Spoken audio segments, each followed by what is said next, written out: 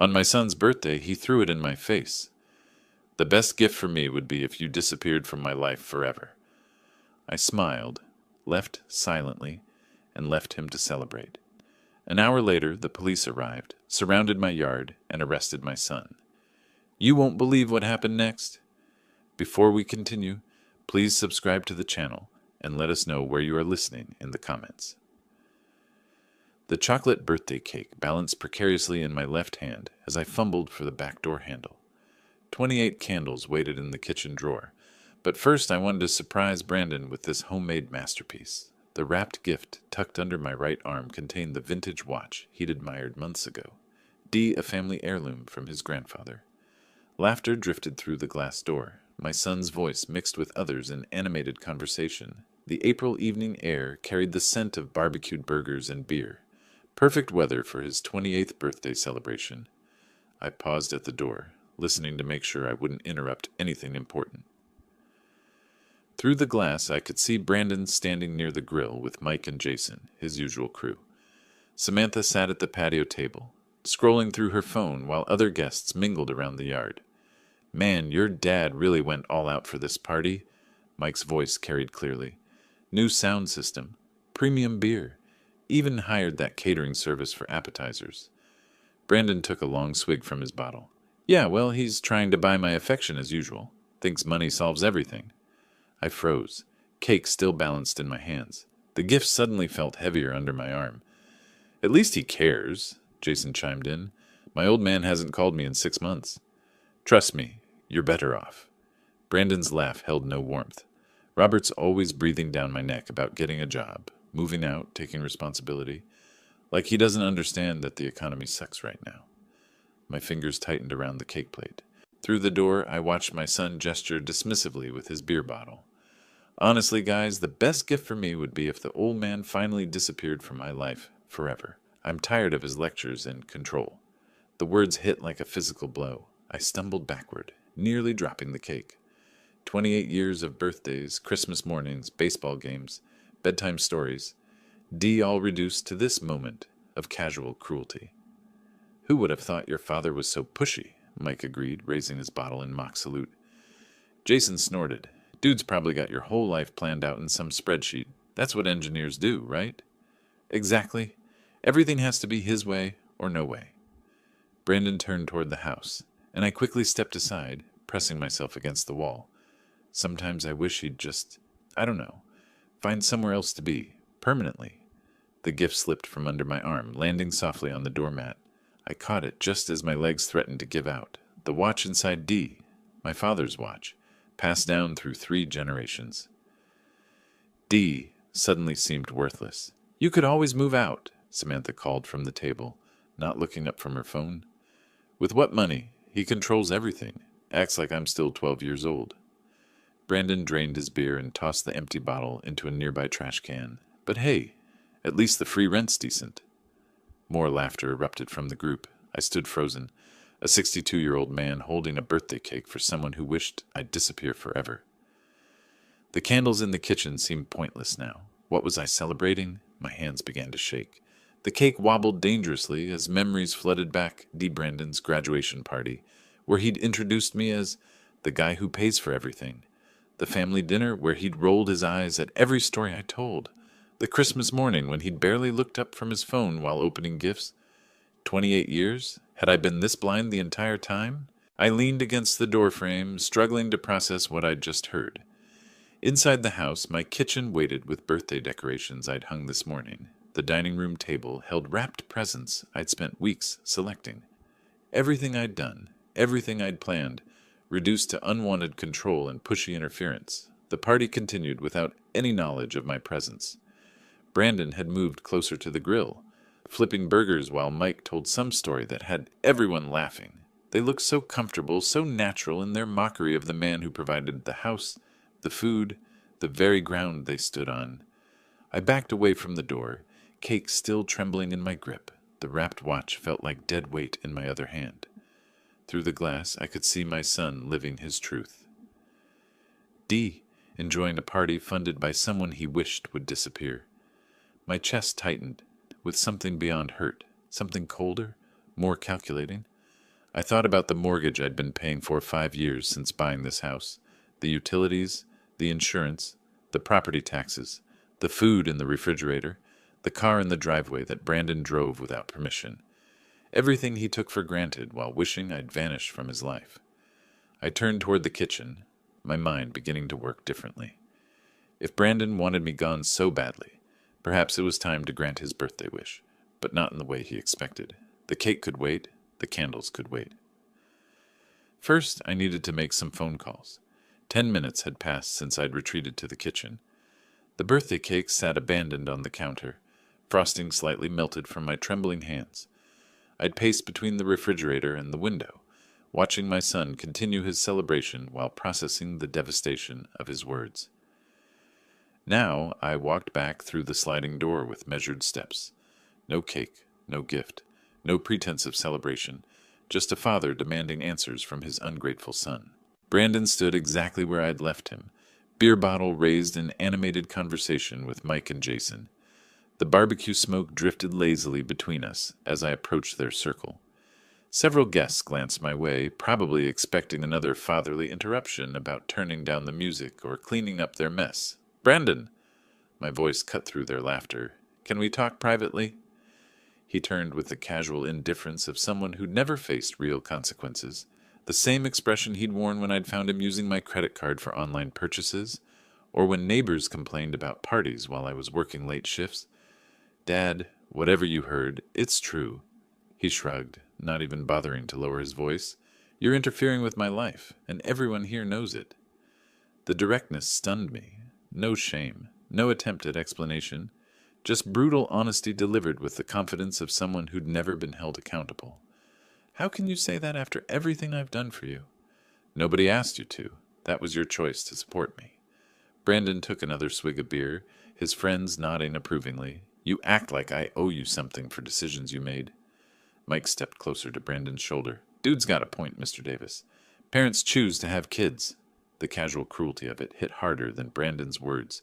Here was my son's support system, enabling his disrespect with philosophical justifications.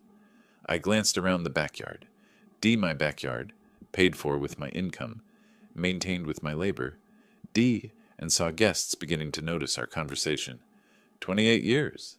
My voice remained steady despite the rage building in my chest. 28 years of providing everything you needed. And I never asked for any of it. Brandon's voice rose, emboldened by the audience. "You want gratitude for stuff I never requested? That's your problem, not mine." Jason laughed, the sound sharp in the evening air. Boomer mentality, right there. "I sacrifice, so you owe me." Several guests had stopped their own conversations now, forming a loose circle around our confrontation. Some looked uncomfortable, but none intervened. This was entertainment to them. A family drama unfolding at a party they'd remember for weeks.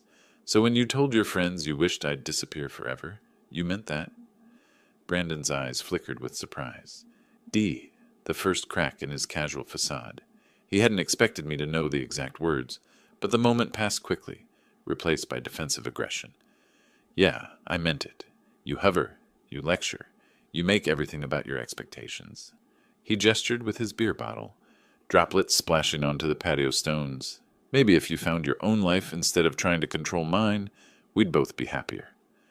The crowd had grown larger now. Conversations throughout the backyard had quieted as more guests tuned into our public confrontation. I could feel their eyes on me. The controlling father, the overbearing parent who couldn't let his adult son live freely. Your own house, your own food, your own car. Each word came out measured, deliberate, all provided by someone you wish would disappear. "That's right." Brandon's smile held no warmth. "And when you do finally move on, I'll miss the free rent for about 5 minutes. Then I'll figure something else out." Samantha giggled from the patio table, her attention finally drawn from her phone. "Brandon, you're terrible." But she said it like a compliment, like his callousness was charming rather than devastating. The sound of her amusement mixed with the approving chuckles from Mike and Jason, creating a soundtrack of mockery around my humiliation. I stood there surrounded by people celebrating my son's cruelty. 28 years of midnight feedings, school projects, driving lessons, College tuition D, all reduced to unwanted interference in front of an audience that found our family's destruction amusing. The party continued around us, music still playing, barbecue still smoking, guests still drinking my beer and eating my food, while witnessing the complete disintegration of any respect between father and son. I turned away from the circle of faces, some smirking, others uncomfortably averting their eyes. Brandon's laughter followed me as I walked toward the house, but something had shifted in those final moments. The hurt was crystallizing into something colder, more calculating. He wanted me gone? That could be arranged, but not in the way he expected. The stairs creaked under my weight as I climbed to the second floor, each step taking me further from the laughter that still echoed through the house. My bedroom door closed with a soft click, finally separating me from the celebration of my own humiliation. I stood motionless for a moment, letting the silence wash over me. The party sounds filtered through the walls, demuted conversations, clinking bottles, Brandon's voice cutting through it all with another joke at my expense. Through the window, I could see guests moving around the backyard, their shadows dancing across the patio stones. In the evening light, the mirror above my dresser reflected a man I barely recognized. When had I become this person, this doormat who absorbed insults with quiet dignity, who enabled disrespect by continuing to provide for someone who wished me dead? My reflection stared back with hollow eyes, and suddenly the memories came flooding back. Last spring's car incident flashed through my mind with painful clarity. Brandon had dragged me to 3 different dealerships, demanding I co-sign for vehicles he couldn't afford. When I'd suggested something more reasonable, he'd turned to the salesman with theatrical embarrassment. "Sorry about my dad. He doesn't understand that image matters in my field." The salesman had looked uncomfortable, but Brandon had continued with cruel precision. "He thinks driving a decent car is showing off. That's what happens when you settle for mediocrity your whole life." I'd stood there, checkbook in hand, absorbing the public humiliation while still preparing to help him get transportation he needed.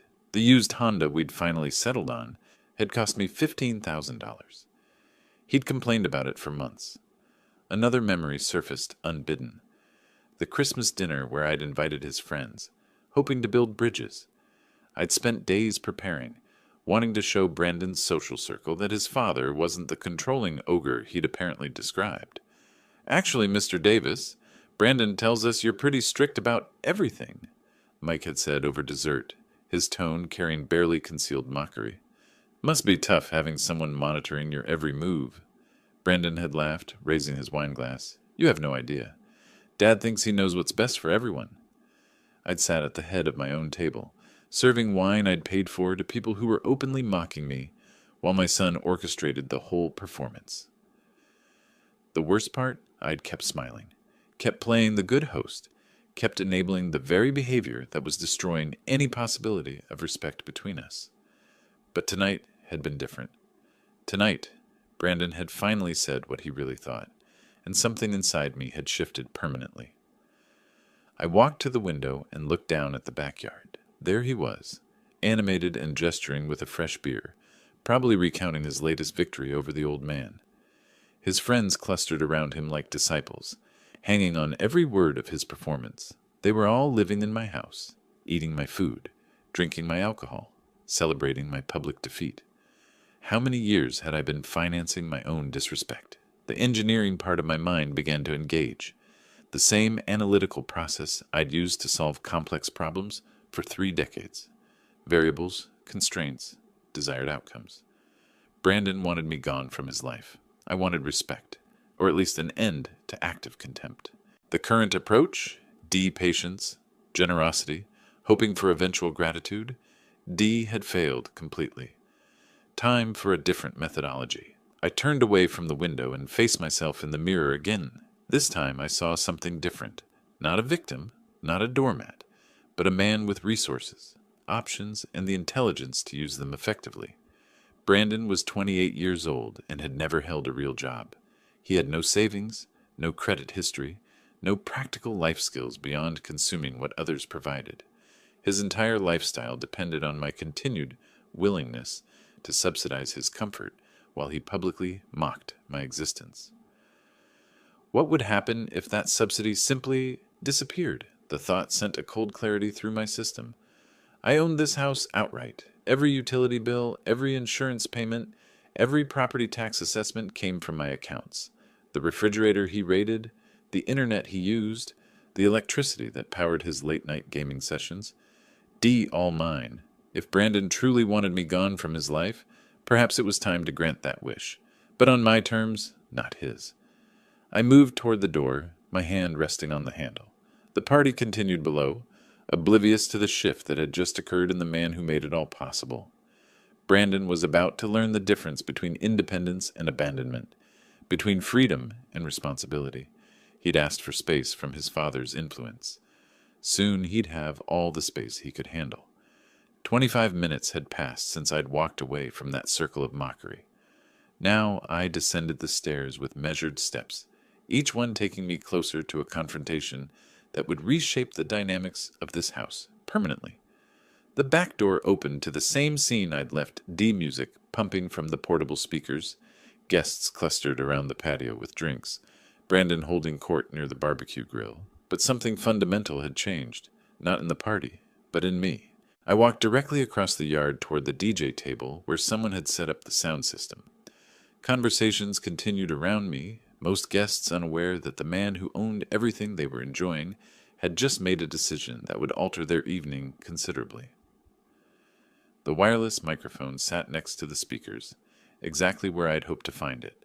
I picked it up with the same calm precision I'd once used to present engineering solutions to corporate boards. The music continued for another moment before I located the volume control. Silence fell across the backyard like a curtain dropping. The party is over.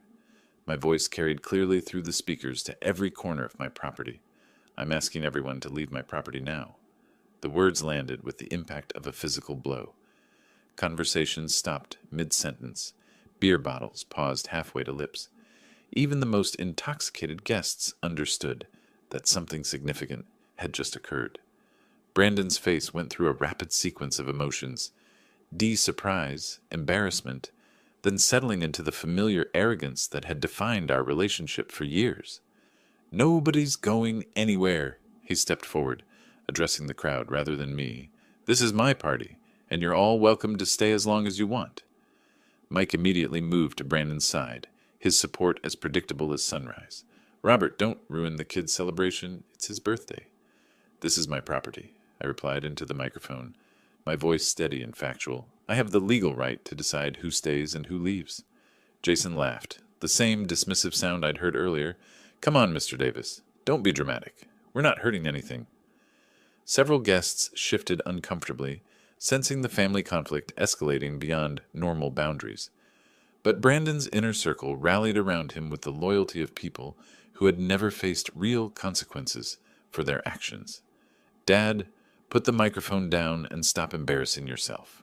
Brandon's voice carried the condescending tone he'd perfected over years of taking my support for granted. "These are my friends, this is my party, and you're acting like a crazy person."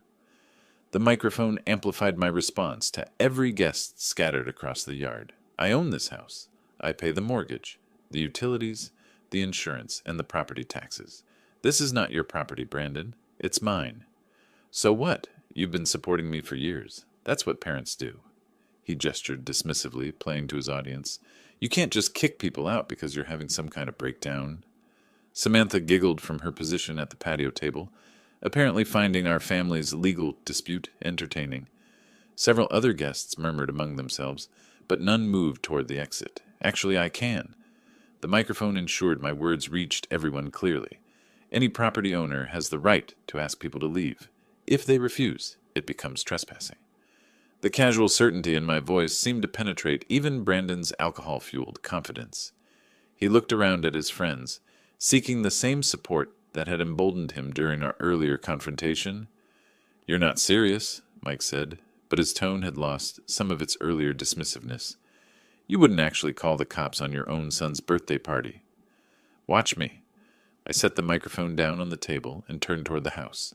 "You have 5 minutes to leave voluntarily. After that, the police will remove you as trespassers." Brandon's voice rose behind me, no longer the controlled mockery of earlier, but but something approaching panic. Dad, you can't do this. These people are my friends. I paused at the back door and looked over the gathering one final time. 30 years of hosting Brandon's friends, buying food for his parties, cleaning up the mess afterward, and enduring their casual disrespect in my own backyard. You wanted me gone from your life? I said, my voice carrying without amplification. This is how that works. When I'm gone, my house goes with me. The door closed behind me with a soft click, muffling the eruption of voices that followed. Through the kitchen window, I could see guests looking toward the house uncertainly, some already moving toward the side gate. I walked to the wall phone and dialed 911. 25 minutes after my phone call, red and blue lights swept across the backyard like a lighthouse beam cutting through darkness. The party's casual atmosphere evaporated as guests noticed the patrol car pulling into my driveway. Officer James Miller appeared first, through the side gate, his uniform and badge immediately commanding attention from every person on my property. His partner, Officer Linda Gark, AA, followed close behind, both carrying the unmistakable authority that comes with legal power. Who called the police? Officer Miller's voice carried the professional neutrality I'd expected from suburban law enforcement. I did. I stepped forward from my position near the back door. This is my property, and I asked these people to stop the party and leave. They refused. Miller nodded, pulling out a small notepad while surveying the crowd of guests, who had suddenly become very interested in their drinks and conversations. The music had stopped completely, leaving only the sound of nervous laughter and whispered discussions. Can you verify ownership of this property, sir? I handed him my driver's license and property tax statement, documents I'd retrieved while waiting for their arrival. 28 years of home ownership had taught me the importance of proper documentation. Officer Gark, a step toward the center of the patio, her voice cutting through the evening air with official clarity. Everyone present must leave this private property immediately. The property owner has requested your departure, and continued presence constitutes trespassing. The reaction was immediate and varied. Several guests near the garden area quickly began gathering their belongings, clearly uncomfortable with police involvement in what they'd assumed was a simple family dispute. Others looked toward Brandon, seeking guidance from someone who had no legal authority to give it. This isn't fair. Samantha's voice rose above the general murmur of confusion. We had permission. Brandon invited us. Ma'am, adult children living in their parents' homes do not have the legal right to authorize guests against the property owner's wishes. Garch replied with the patience of someone who'd handled similar situations countless times. Brandon stepped forward, his earlier confidence shaken but not entirely broken. Officers, this is ridiculous. It's my birthday party, and my father is just being vindictive. Miller turned his attention to my son with professional detachment. Sir, family disputes don't change property law. If your father owns this property and wants guests to leave, they need to comply. I watched from my position near the house as the crowd began to thin. About half the guests had already started moving toward the side gate, clearly wanting no part of a police intervention. These were sensible people who understood that challenging law enforcement over a backyard party wasn't worth the potential consequences. But Brandon's core group remained defiant.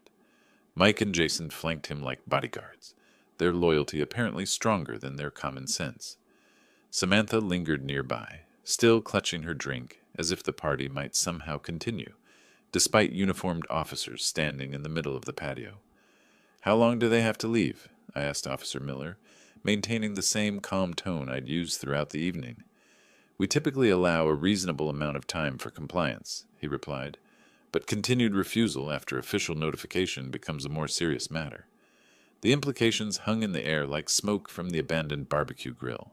Brandon's face showed the first real signs of uncertainty as he processed what more serious matter might mean in practical terms. Dad, you can't actually have us arrested for having a party, he said, but the confidence that had carried him through our earlier confrontations had noticeably diminished. I'm not having anyone arrested, I replied truthfully. I'm simply exercising my legal rights as a property owner. What happens next depends entirely on whether people choose to respect those rights. Garch I checked her watch and scanned the remaining guests. Those who wish to leave voluntarily should do so now. Anyone still present in 5 minutes will be considered in violation of trespassing laws. The announcement triggered another wave of departures.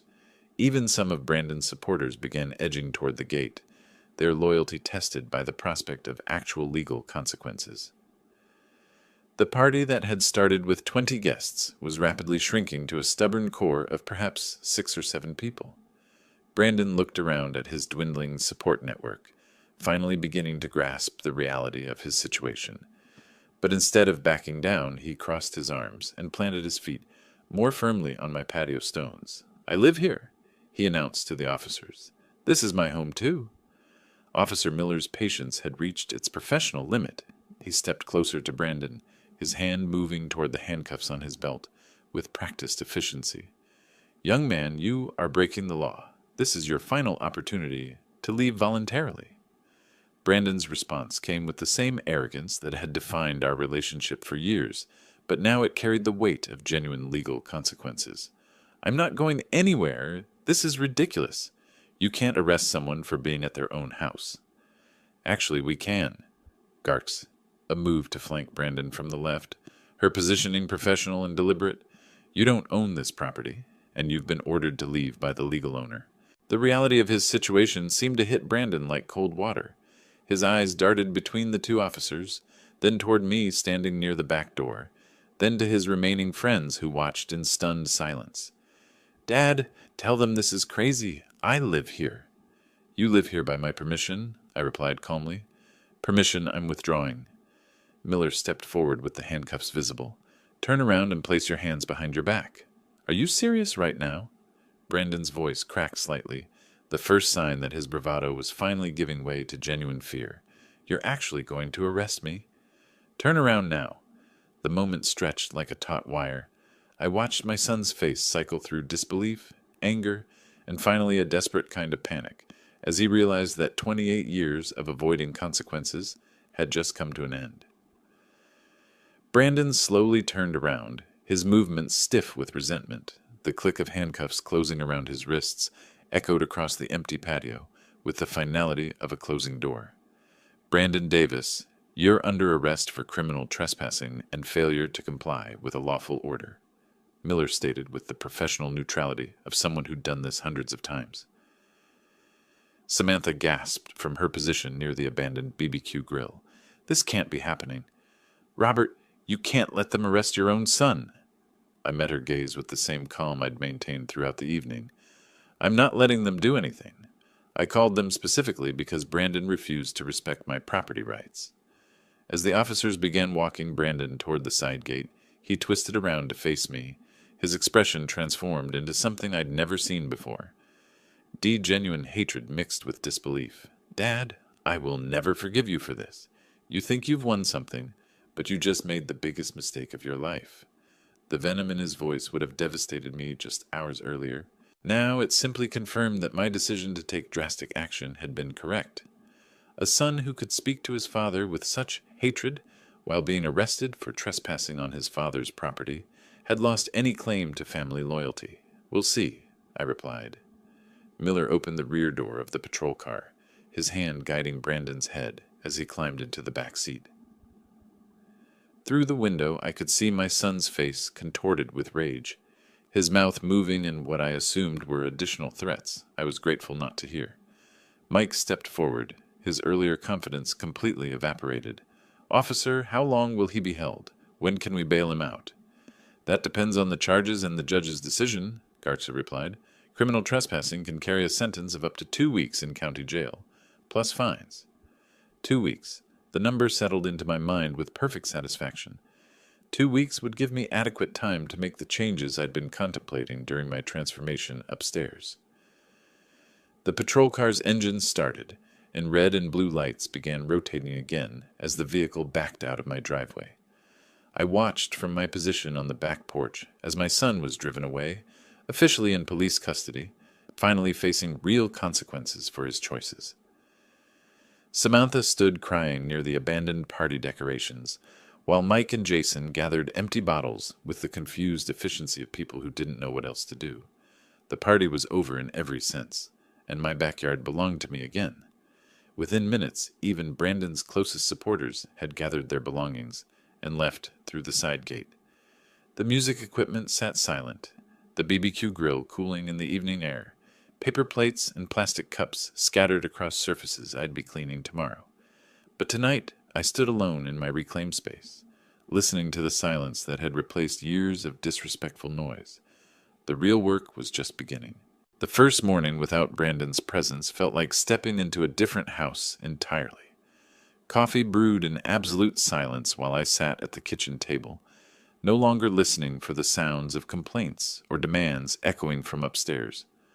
A quick phone call to the county clerk's office confirmed what Officer Gark A. had mentioned.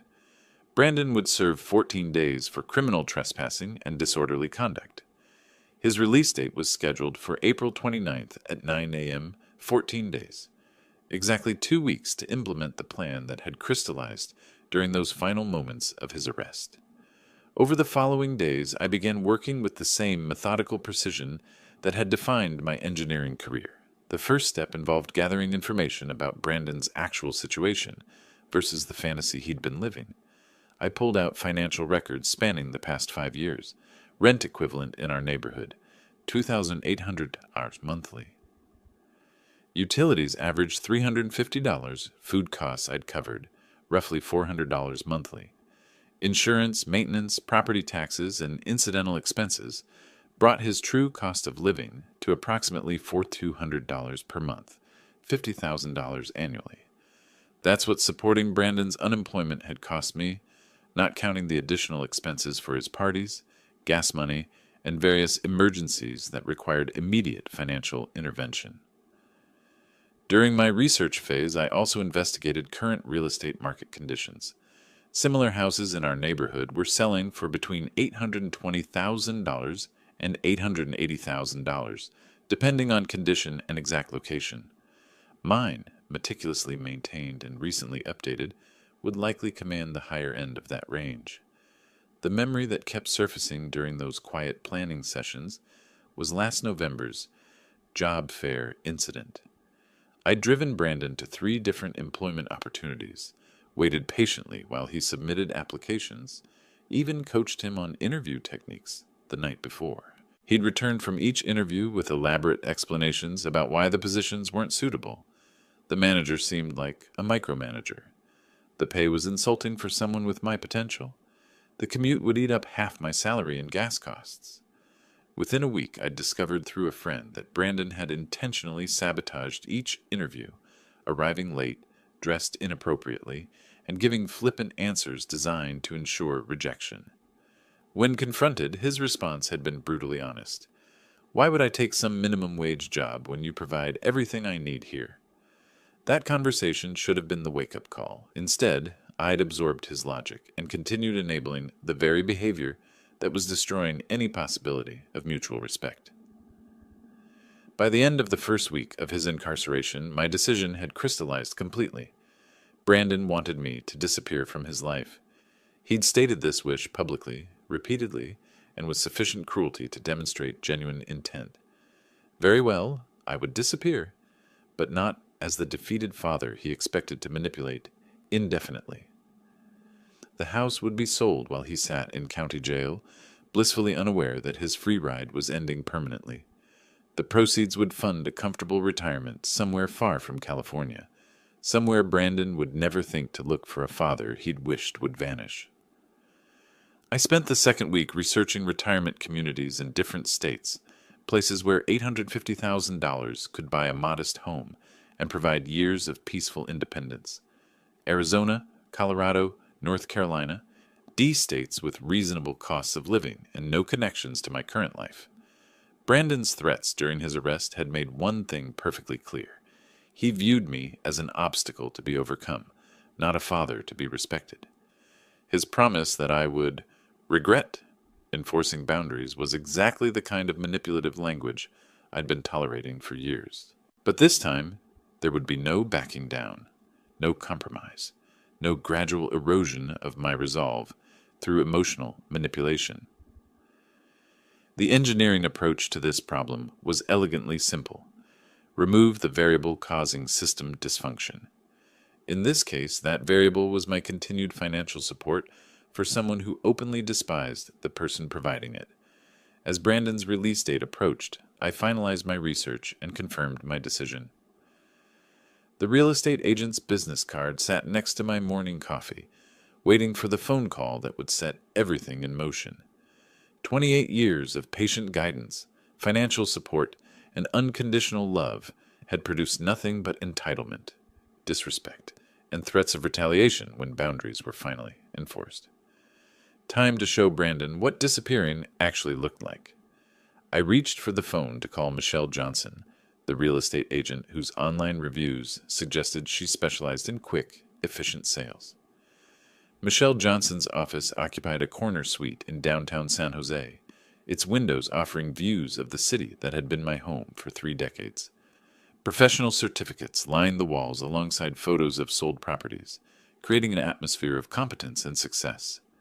"Mr. Davis, thank you for calling," she said, gesturing toward the chair across from her polished desk. "You mentioned needing to sell quickly. What's driving the timeline?" I settled into the leather chair, my property documents organized in a manila folder that reflected the same methodical approach I'd brought to every engineering project: family circumstances, personal reasons that require immediate action. Her expression remained professionally neutral, a skill that had undoubtedly served her well in countless client interactions. "I understand. Let me review your property details and we can discuss realistic expectations." The property evaluation took approximately 40 minutes of market analysis, neighborhood comparison studies, and detailed discussions about pricing strategy. Michelle's expertise was evident in her systematic approach to determining optimal market positioning. "Based on current market conditions and the property details you've provided, I'd recommend listing at $850,000. At that price point, with proper staging and marketing, we should attract serious buyers within a week." "Perfect. The timeline aligned exactly with my private deadline." "Excellent. I'll agree to that price." I leaned forward slightly, maintaining the business-focused demeanor that had characterized our entire interaction. "I'm prepared to offer you a significant bonus if the sale closes within 7 days. Her eyes brightened with the kind of professional enthusiasm that substantial financial incentives typically generate. "How significant are we talking?" $5,000 above your standard commission if we have a signed contract by next Tuesday. "Mr. Davis, you have my complete attention and commitment. Let's visit the property this afternoon so I can conduct a proper evaluation." The drive to my house took 20 minutes through familiar neighborhoods that would soon become memories rather than daily scenery. Michelle followed in her own vehicle, her professional camera equipment visible through the rear window. Walking through my home with someone evaluating its market value created an unexpectedly emotional experience.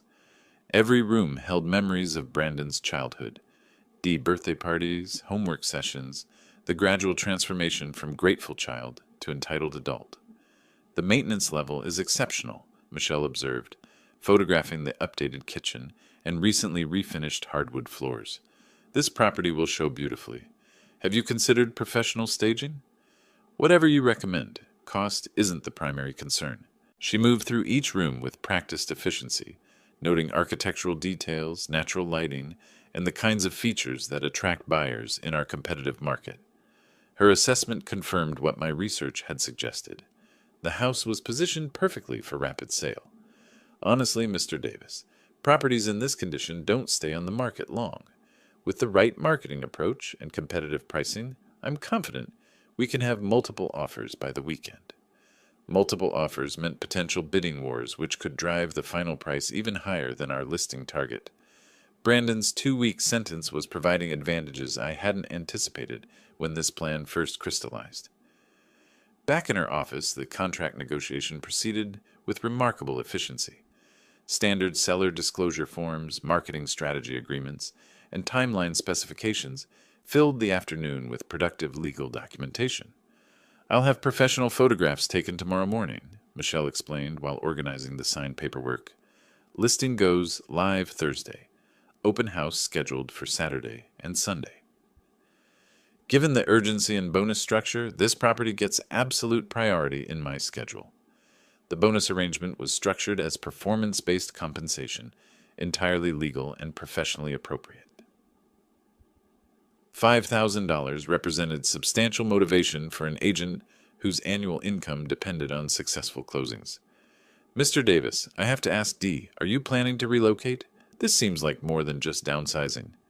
Complete life change, I replied truthfully, though the full context would have shocked her professional composure. Sometimes circumstances require dramatic decisions. She nodded with the kind of understanding that suggested experience with clients undergoing major life transitions. Well, I'll make sure this transition proceeds as smoothly as possible. The signed contracts felt substantial in my hands as I prepared to leave her office. 7 days remained until Brandon's scheduled release, and the mechanism for his ultimate lesson in consequences was now legally documented and professionally managed. One more thing, I said, pausing at her office door. I may need to coordinate timing very precisely. Can you keep me updated on any interested buyers immediately? Absolutely. You'll have real-time updates on every showing, every inquiry, every offer. This is going to move fast. I walked to my car with the satisfaction of someone who had just converted years of planning into concrete action. The house that had sheltered Brandon's entitlement for 28 years would soon belong to strangers who actually appreciated having a place to call home. Now I needed to learn exactly when Brandon would be released so I could time the final phase perfectly. The drive to Santa Clara County Jail took 30 minutes through morning traffic that gave me time to prepare for what would likely be my final interaction with any aspect of Brandon's current circumstances. The facility emerged from the industrial landscape like a concrete monument to consequences. Exactly what my son would soon understand intimately. Security procedures required identification verification, metal detector screening, and visitor registration that transformed citizens into processed subjects within the institutional system. The efficiency impressed me with its methodical approach to human management. I need information about an inmate, I told the corrections officer at the visitor information desk, sliding my driver's license across the polished counter. Sergeant Davis D., no relation, despite the shared surname D., reviewed my identification with the professional neutrality that characterized every aspect of this sterile environment. His uniform and badge represented authority that transcended personal feelings or family dynamics. Name of the inmate? Brandon Davis. He's serving 2 weeks for criminal trespassing. The sergeant's fingers moved across his computer keyboard with practiced efficiency, accessing databases that contained every detail of Brandon's current legal situation. The institutional system had reduced my son to a number, a cell assignment, and a release schedule. Brandon Davis, booked April 15th. His eyes scanned the monitor without emotion. Your son will be released. April 29th at 9 o'clock a.m. Perfect. The timing aligned exactly with my strategic requirements. Thank you for that information. I maintained the same professional tone that had characterized my entire interaction with this facility. Is there anything else I should know about the release process? Standard release procedures. He'll be processed out through this same building, return personal effects, given transportation voucher if requested. Sergeant Davis looked up from his screen with the kind of helpful efficiency that marked quality public service. Would you like to visit with him while you're here? The question hung in the air between us like smoke from an extinguished fire. Here was my opportunity to see Brandon face to face, to gauge his emotional state, perhaps even to prepare him for what awaited his return home. No, that won't be necessary. 4 words that severed whatever remained of traditional parental obligation. Sergeant Davis showed no reaction to my refusal. Family dynamics weren't part of his professional concern, only procedural compliance and information distribution. Visiting hours are daily from 2 to 4 p.m. if you change your mind, he offered with the same neutral helpfulness he'd shown throughout our interaction. I appreciate the information, but I have everything I need. The conversation concluded with the institutional efficiency that had marked its beginning. No personal questions, no judgment about family relationships, no curiosity about my reasons for gathering release information without visiting my incarcerated son. Walking back through the security checkpoints felt like emerging from a controlled environment designed to strip away individual identity and personal choice. Brandon had spent 10 days in this system that reduced humans to numbers and schedules, learning what accountability actually meant in practical terms. The drive home provided time to calculate final timeline coordination. April 29th, 9 a.m. Brandon would be processed out of county jail, expecting to return to the house that had sheltered his entitlement for 28 years. Instead, he would discover that his father had finally taken his advice about disappearing from his life. Michelle's real estate expertise suggested the property would likely sell by the weekend, giving me several days to coordinate closing procedures with Brandon's release timing. The house that had enabled his disrespect would belong to strangers who appreciated having a place to call home.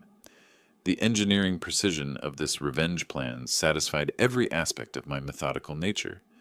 Variables controlled, timelines synchronized, resources allocated efficiently, and desired outcome guaranteed through legal channels that Brandon himself had initiated. Back in my driveway, I sat in the car for a moment, contemplating the house that would soon cease to be my responsibility. Every mortgage payment, every utility bill, every maintenance expense had subsidized someone who wished I would disappear from his life forever. Tomorrow, I would coordinate with Michelle about showing schedules and potential buyer interest. The institutional visit had confirmed that Brandon remained exactly where consequences had placed him, unaware that his father was implementing the ultimate lesson in gratitude and respect. By the time he walked out of county jail next Tuesday morning, the home he'd taken for granted would be an escrow to buyers who actually wanted to live there. My phone rang as I reached the front door. Michelle's name appeared on the caller ID, probably with updates about buyer interest and showing appointments. "Michelle speaking," came the cheerful voice through my phone as I stepped through my front door for what would likely be the last time as its owner. "Robert Davis, you called." "Wonderful news. The Garcia family has accepted our asking price. Full cash offer, no contingencies, closing tomorrow morning at 9:30. Perfect timing. Brandon would be released at 9, giving him just enough time to return home before discovering that home no longer existed in any meaningful sense. Excellent work, Michelle. That bonus is well earned.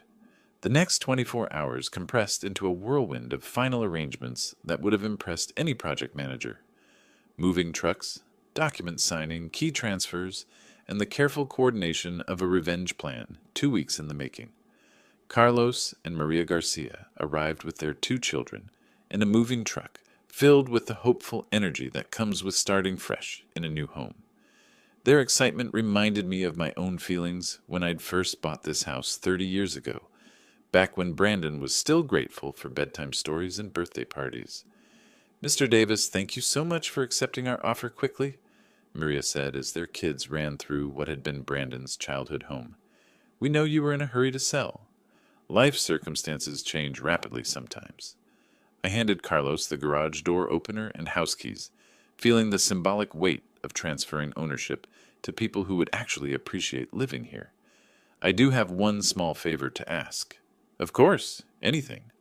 "My son is traveling and may stop by tomorrow, not knowing about the sale. Could you give him this note?" I handed Maria a sealed envelope with Brandon's name written in my careful engineering script. She accepted it with the kind of helpful courtesy that characterized people who understood the complexity of family logistics during major life transitions. The note's contents had been carefully crafted over several drafts, brief, emotionally neutral, and devastatingly final. "Brandon, you said you wanted me to disappear from your life forever. I've decided to grant your wish. The house has been sold. I am traveling extensively and will be unreachable indefinitely. You now have the independence you've always demanded." Robert 40, words that summarize 28 years of financial support, emotional investment, and accumulated disrespect. No forwarding address, no explanation of timeline, no opportunity for negotiation or emotional manipulation. After the Garcia family settled into their new home, I walked next door to Frank Collins' house with a single suitcase and a request that would position me perfectly for tomorrow's revelation. Frank had been my neighbor for 15 years, a reliable man who helped with snow removal and accepted packages when I traveled for work. Our friendship operated on the comfortable level of mutual respect, without excessive personal intrusion. "Can I stay with you for a couple of days, Frank? I'm between living situations." "Of course, old friend. What happened with the house?" He stepped aside to let me enter his familiar living room, where I'd occasionally shared coffee and neighborhood gossip over the years. "I sold it. Time for major changes in my life." His expression showed genuine concern mixed with curiosity, but Frank had always possessed the wisdom to avoid prying into personal matters that weren't offered freely. "What about Brandon? Where will he stay when he gets back from wherever he's been?" "Brandon is an adult. He'll figure out his own arrangements." Something in my tone must have conveyed the finality of that statement, because Frank nodded without pursuing the subject further. His guest room was comfortable and, more importantly, positioned with a perfect view of my former home's front entrance. That evening I sat by Frank's window watching the Garcia family unpack boxes and arrange furniture in rooms where Brandon had spent years taking my generosity for granted. Tomorrow morning he would walk up that driveway expecting to resume his comfortable lifestyle of unemployment, subsidized by parental enabling. Instead, he would meet strangers who owned everything he'd assumed would always be available for his use. The engineering precision of this revenge plan satisfied every aspect of my methodical nature. Variables controlled, timelines synchronized, resources allocated efficiently, and desired outcome guaranteed through legal channels that Brandon himself had initiated. Frank knocked on the guest room door around 10 p.m., bringing fresh towels and the kind of practical hospitality that had characterized our entire friendship. "Everything you need in here, Robert." "Everything's perfect, Frank. Thank you for the accommodation. Stay as long as necessary. Whatever's going on with your family situation, you've got support here." He left me alone with my thoughts and my view of the house where Brandon expected to continue living at my expense. Tomorrow would bring the ultimate lesson in consequences, delivered with the same precision I'd once applied to solving complex engineering problems. The last thing I saw before turning off the lights was Maria Garcia closing the curtains in what had been Brandon's bedroom window. 9:30 arrived with the precision I'd spent 2 weeks orchestrating. From Frank's upstairs window, I watched Brandon round the corner onto our street, walking with the casual confidence of someone returning to familiar territory. He looked exactly as I'd expected after 2 weeks in county jail. D slightly thinner, wearing the same clothes he'd been arrested in, carrying a small plastic bag containing whatever personal items they'd returned to him. His posture showed no trace of humility or reflection, just the eager anticipation of someone ready to resume his comfortable lifestyle.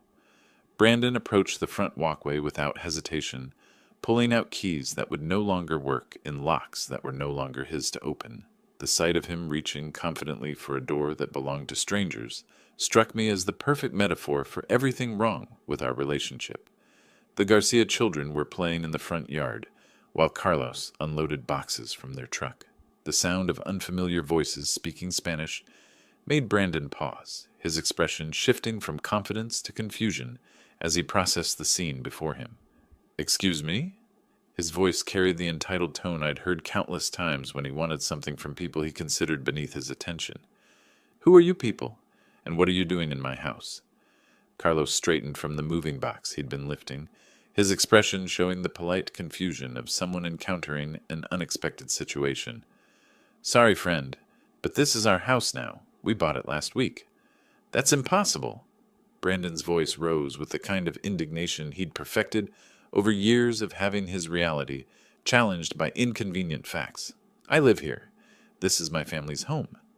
Maria appeared in the doorway, clearly drawn by the commotion in her front yard. She took in Brandon's agitated state with the practical assessment of a mother who dealt with countless neighborhood disputes and childhood conflicts. "Are you Brandon Davis?" she asked, with the careful politeness that characterized her entire approach to this awkward situation. "Yes." Finally, someone with sense. "Now please explain why strangers are in my house with all their belongings. The previous owner left something for you?" Maria disappeared briefly into the house, returning with the sealed envelope that contained 2 weeks of careful planning, condensed into 40 devastating words. Brandon accepted the envelope with the suspicious reluctance of someone who'd learned to expect bad news from official-looking documents. His fingers trembled slightly as he tore open the seal. D, the first physical sign that some part of him understood. This moment would change everything. I leaned forward against Frank's window, watching my son's face as he read the note that would complete his education in consequences and gratitude. Brandon D.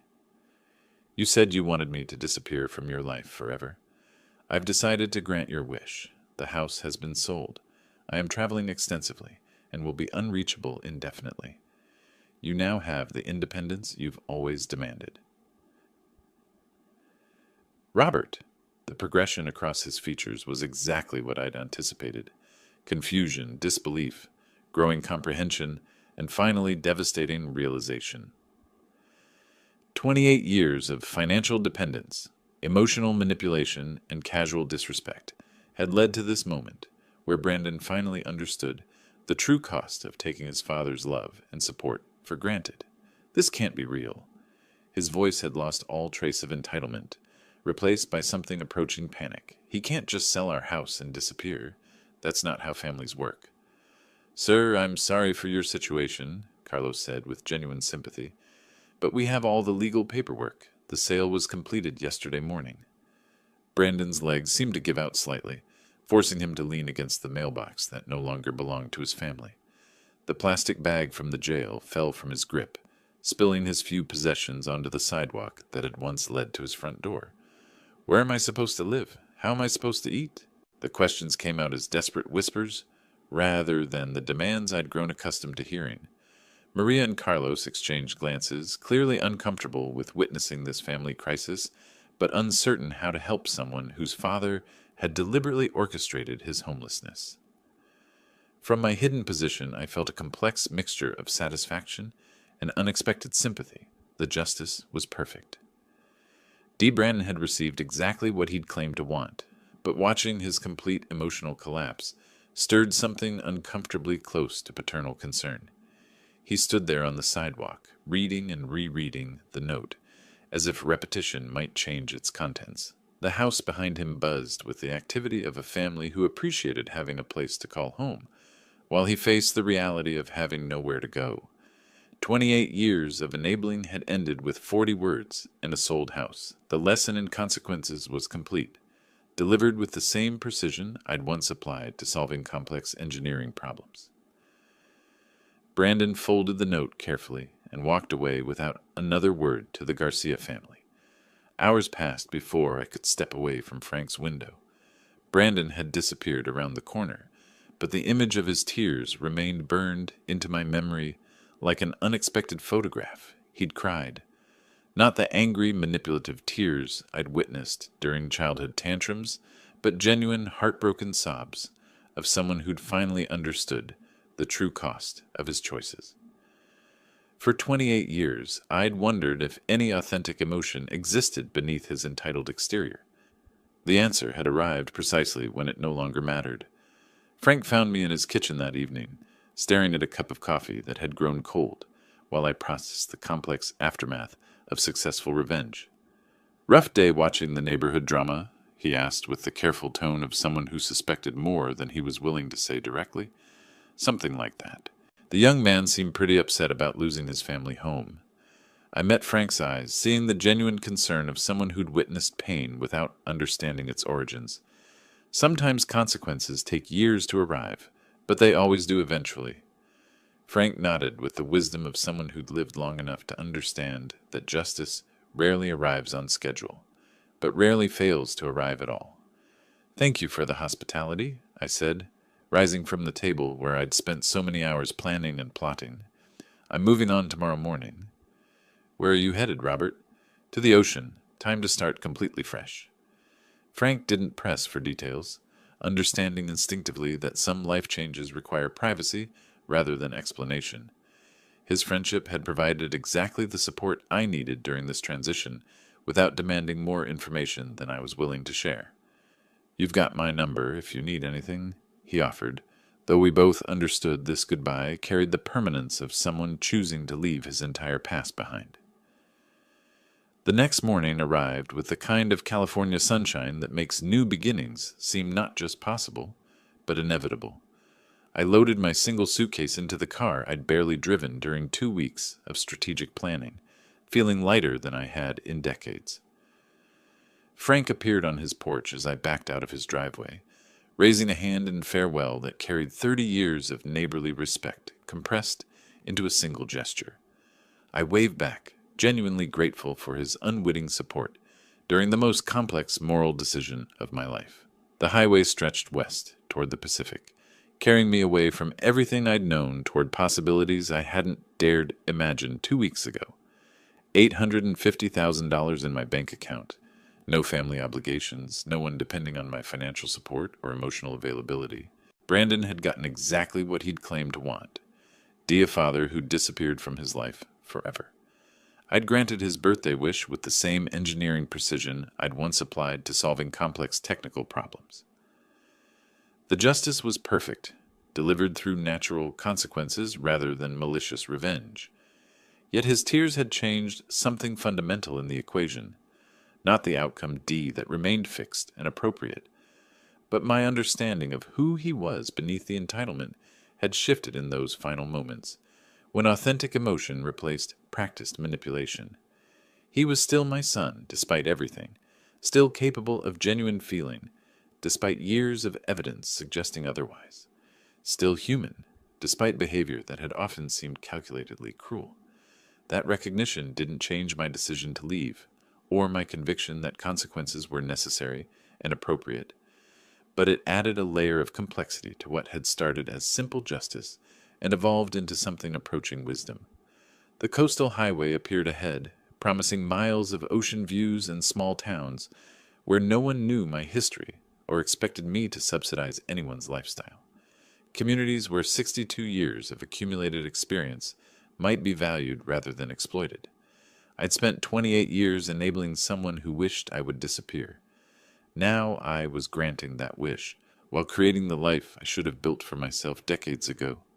The morning sun reflected off my windshield as I drove toward whatever came next, carrying nothing but the clothes in my suitcase, and the hard-earned knowledge that respect, once lost, can only be reclaimed through actions rather than words. Behind me, Brandon was learning the same lesson from the other direction. Ahead, the ocean waited with horizons I'd never explored and possibilities I'd never considered. It was time to find out who I was when no one needed anything from me. If you like this story, please like this video, subscribe to the channel, and share your impressions of this story in the comments. To listen to the next story, click on the box on the left. Thank you for watching.